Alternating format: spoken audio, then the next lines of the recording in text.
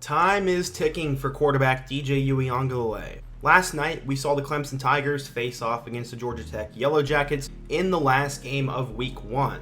This game was held at a neutral site in Atlanta, just a few miles down the street from Bobby Dodd Stadium. No expert or no fan in the world predicted Georgia Tech would keep that game close, but for the first 3 quarters, Georgia Tech was in this game. Not only were they in it, they had a couple opportunities, but ultimately Clemson's talent won out and they dominated, finishing strong and winning the game. DJU finished the game strong, but we also got to see some action from true freshman quarterback Cade Klubnik. In today's video, I want to talk about the inevitable quarterback battle that's going to go on at Clemson, some storylines from yesterday's game, and why I'm still a little bit concerned about Clemson football moving forwards. Clemson is one of the biggest brands in college football, but last year we saw them kind of have a down season, and many are wondering, will they get back to their dominating ways? That's a question we're going to explore in today's video, but before we can get started with that, nearly 80% of you guys are not subscribed for the upcoming season, and I have a ton of college football content coming your way, so be sure to subscribe, leave a like if you want to support the channel, and turn on notifications so you never miss when I upload. Now, let's talk about Clemson football. So the first thing I want to talk about is the legacy of Clemson quarterbacks over the last few years. It first started with Taj Boyd, who was a 5-star recruit coming out of high school, who led the Tigers to a ton of wins and had an outstanding Clemson career. After that, we saw the rise of Deshaun Watson.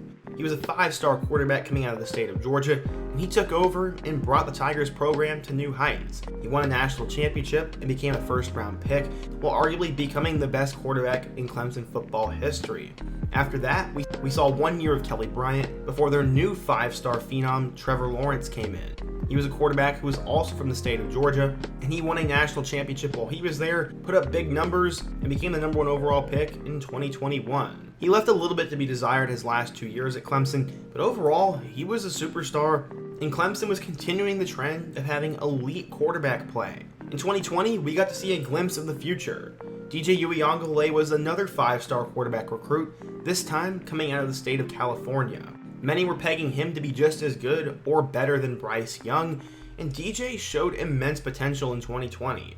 He started against Boston College, where he led them to a win, and then had a career performance against Notre Dame. They ended up losing in that top 10 showdown, but DJ threw for nearly 500 yards and showed just how good he was going to be. That led some people to think that DJ could be even better than Trevor, and now it all looks foolish. Going into last year, they'd have a pivotal Week 1 matchup against Georgia, and in that game, DJ showed his true colors. The Bulldogs ended up winning 10-3, and Clemson sort of went on a downward spiral. They barely hung on to beat Georgia Tech in Week 3, then they lost in double overtime on the road against NC State. 3 weeks later, they lose on the road to number 23 Pittsburgh, and the team had started out 4-3. This was very uncharacteristic for a Clemson Tigers team, and despite the Tigers winning a ton of games to finish the season, DJ did not get any better. Last year, DJ passed for 2,246 yards with 9 touchdowns and 10 interceptions. He did have 4 more scores on the ground, but his overall touchdown to interception ratio was horrific, especially given the fact he threw 5 touchdowns in 2 games in 2020.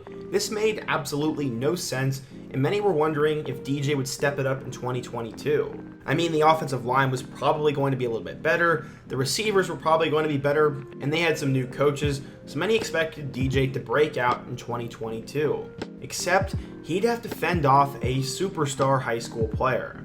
His name was Cade Klubnik. Klubnik played for Westlake High School in Texas and went from your average 4-star recruit to arguably the number 1 quarterback in the class of 2022 pretty quickly.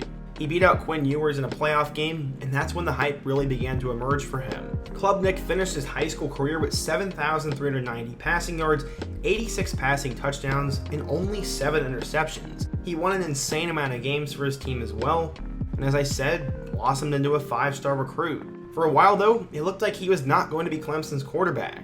At the time, both Dabo Swinney and Nick Saban were fighting over a high school quarterback from Tennessee. His name was Ty Simpson, and he was seen as one of the biggest quarterback prospects in the class of 2022. It was going to come down to Clemson and Bama for his talents, and he ultimately chose Alabama. This led to Clemson offering Klubnik, which he happily accepted. As I said earlier, at the time he was only a mid-4-star recruit, but 24/7 Sports was extremely high on him by the end of the year. According to the composite, Klubnik was the number 6 recruit, a 5-star player, and the number 1 quarterback in the class of 2022.